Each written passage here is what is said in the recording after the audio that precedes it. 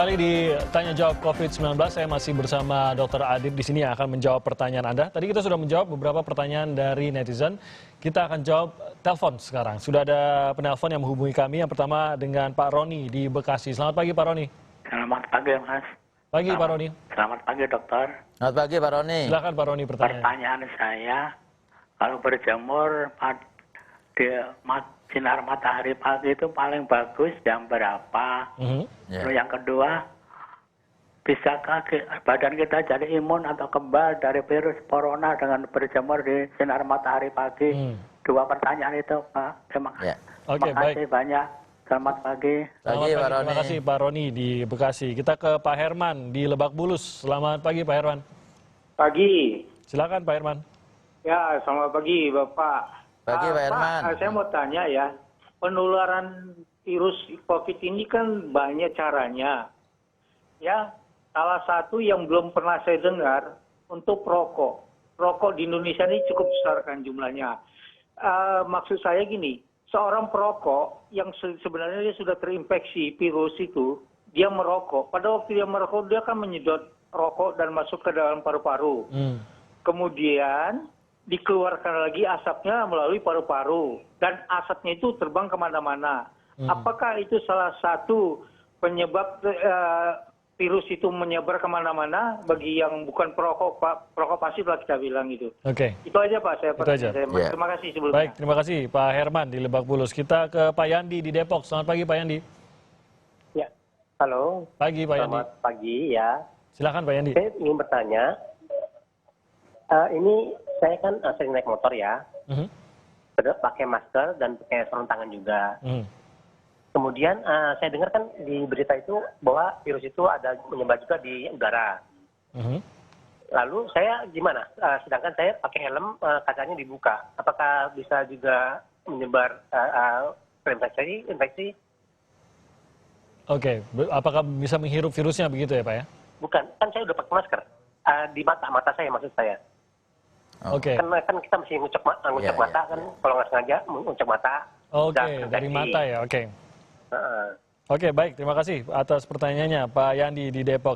Kita langsung jawab. Pertama untuk Pak Roni di Bekasi mengenai berjemur. Apakah berjemur itu juga bisa menghilangkan virus di tubuh saya? Silakan. Ya, secara umum berjemur memang dianjurkan Pak Roni. Jadi kita memang untuk kesehatan ya, untuk kesehatan tulang, untuk kesehatan tubuh kita, termasuk juga imunitas secara umum, maka kita selalu sarankan berjemur di dalam waktu yang efektif jam 7 sampai jam 9 atau maksimal pun jam 9.30, setengah 10. Karena kalau udah di atas jam itu sinar ultraviolet yang lebih berbeda. Jadi panjang gelombang yang kita sarankan adalah pada jam-jam yang jam 7 sampai setengah 10 itu tadi. Itu buat anak-anak juga sehat ya? Ya, jadi sebenarnya ini untuk secara umum. Tapi kalau kemudian secara spesifik untuk COVID-19 sih tidak. Tapi secara umum kesehatan tubuh kita menangkal semua virus sebenarnya katakanlah. Untuk semuanya ya kita dengan berjemur itu untuk kesehatan kita. Oke, apakah bisa menghilangkan virusnya? Mungkin yang harus diluruskan. Apakah menghilangkan maksudnya sinar mataharinya menghilangkan virus yang terpapar atau di dalam tubuh kita juga ikut hilang kalau kita lebih ke arah daya tahan tubuh kita yang nanti akan lebih ditingkatkan yang sebenarnya. Akan melawan virus itu. Ya, yang akan melawan virus itu bukan berarti kemudian setelah kita berjemur virus hilang tidak gitu loh. Oke, jadi intinya peningkatan daya tahan tubuh. Mungkin sedikit pertanyaan mengenai hal ini.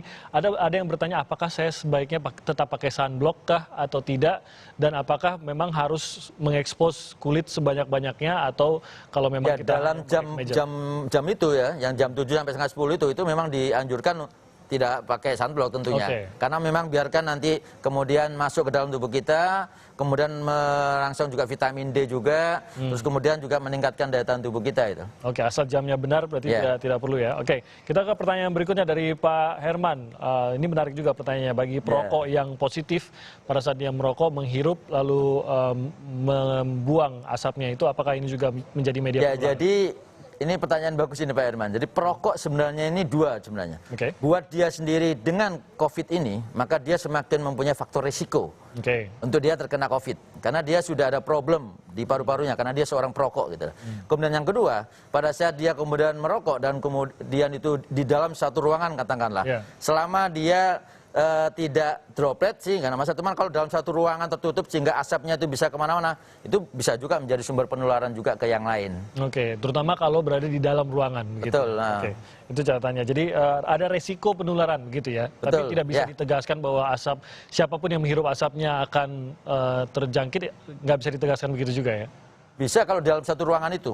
Oh, jadi kalau mamanya dalam jarak dekat mamanya 1 meter, kemudian dia menghirup asap rokok yang dihirupkan oleh perokok yang memang dia ada positif katakanlah, itu bisa juga menjadi sumber penularan juga. Oke, semoga itu menjawab Pak Herman. Ada resiko juga di situ.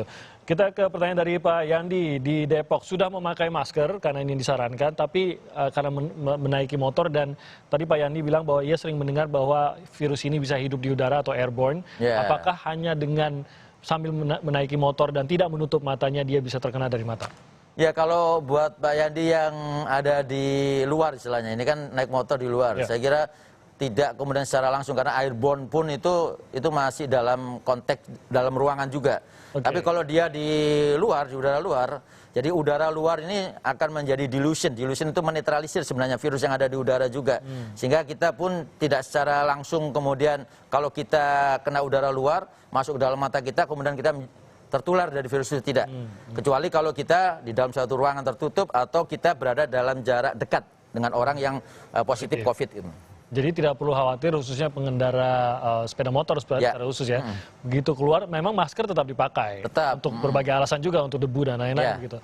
Tapi tidak akan tiba-tiba hanya terkena angin atau udara gitu lalu terjangkit COVID-19. Itu yang tidak akan terjadi. Nah, catatan untuk airborne ini sendiri mungkin harus diluruskan juga tuh Dok. Mengenai airborne itu sejauh apa? Karena kalau masyarakat mungkin bisa berpikir airborne lalu ada orang batuk depan rumah saya, udaranya masuk ke dalam rumah sehingga dia mengisolasi diri pun seperti tidak berguna karena toh COVID-nya akan masuk ke dalam rumah saya gitu. Apakah ini bayangan jadi memang airborne pun sendiri ini pun sekarang memang masih dalam kontroversi karena kita tetap berpegangan pada droplet sebenarnya. Kalaupun itu airborne itu dalam satu kondisi di dalam sebuah ruangan, bukan di kondisi kita di luar gitu loh. Jadi kalau kita di luar ada istilahnya pollution is dilution is the best solution. Jadi kalau mamanya kita itu berinteraksi dengan luar, maka udara di luar pun itu akan menetralisir daripada virus itu sendiri. Selama kita ada di luar. Oke, jadi jangan takut juga ya.